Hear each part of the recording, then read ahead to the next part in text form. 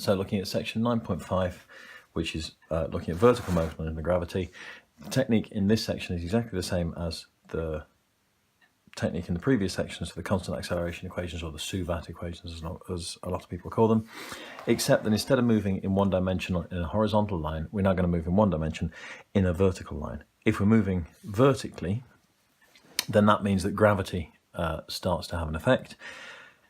All that means practically for us is that the acceleration is 9.8. So if you know something is dropped from a height, then you know it's gravity that's going to make it accelerate, and the acceleration due to gravity is 9.8 meters per second. Okay, now that is roughly speaking the acceleration due to gravity on the Earth, right? So given that all the experiments that we're going to be dealing with and all the examples that we're dealing with are going to be on the Earth, that's the number we're going to use for acceleration. If we relocated the questions to the moon or a different planet, then the gravitational pull of the planet would be different, so the acceleration due to gravity would be different.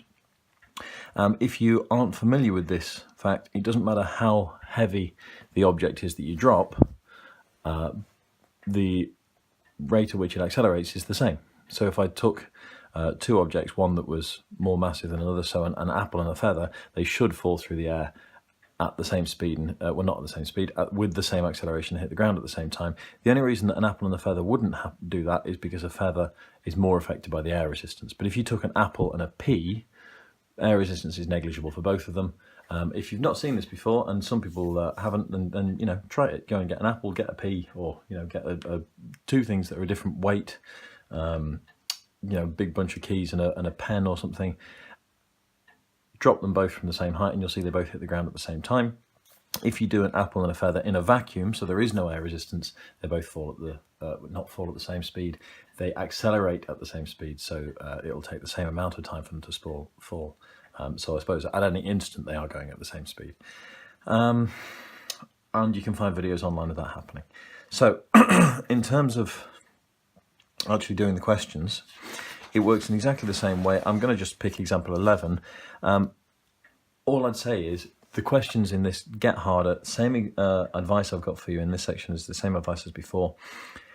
Start with the examples, do the examples carefully, do the exercise carefully, and build it up. If you jump into the harder questions, they'll seem very difficult straight away. But if you build it up from the easier ones, you'll see that actually you're just using the same techniques in a slightly more fiddly kind of a way. So in the case of example 11, a ball is thrown vertically. Now again, what actually happens to this ball is it moves up and then it comes straight back down.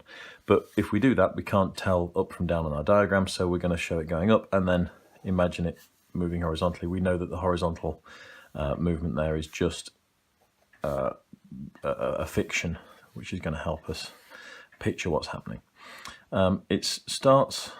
It says here 7 meters off the ground. So this is, this is thrown off the top of a small cliff or something like that, or the top of a building, thrown vertically upwards from this point X, 7 meters above the ground, with an initial velocity of 21, u equals 21 meters per second. That's our initial velocity. I'm going to decide that upwards is positive. In a lot of these questions, it's going to be helpful to have upwards as negative and downwards as positive, but that's the way we're going to go. The question is, what's the greatest height reached by the ball?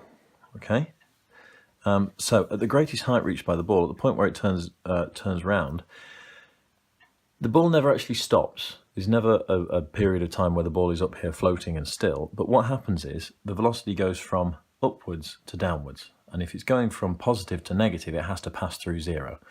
So we say it's instantaneously at rest means that there is the way to think of it is that there is a duration of 0 seconds during which sort of non-time this thing is not moving at all, right? So it's an instantaneous rest. It's just the point where it switches from positive to negative.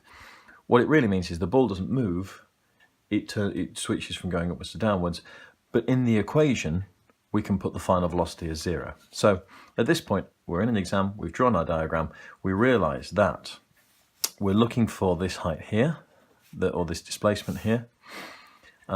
Initially that's what we're looking for at least, u, v, a, s, t.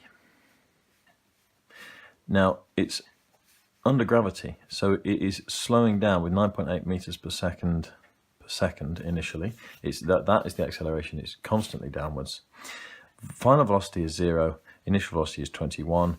And we can stick everything in and we can find our displacement. Now, this is where we have to be a little bit careful, right?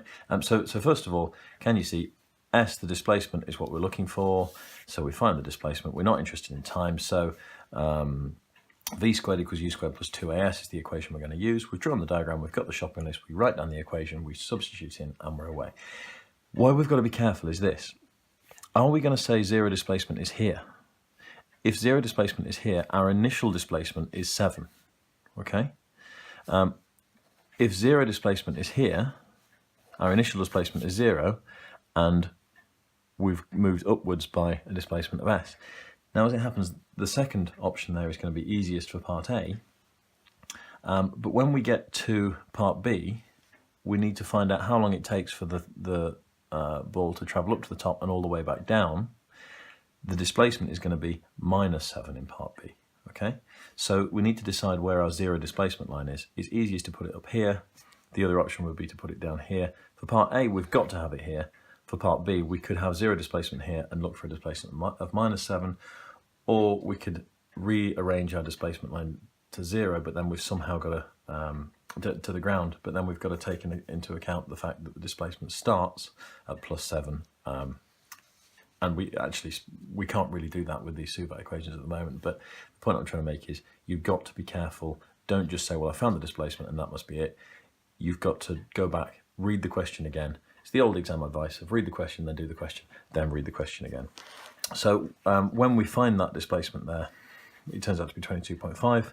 We go back and look at it again. That is 22.5. We've got to add on this 7 and give ourselves an answer of 30 to 2 significant. Well, that seems a very strange thing to do. Usually 3 significant figures is the amount that we work to. It doesn't say in the question too. So 29.5 meters is the way I'd put the answer. They've decided to round it to the nearest meter in the question. Okay. Again, the questions get trickier. Start with the simple examples, move on, and you'll see that they always work the same way. Take the paragraph, turn it into a diagram.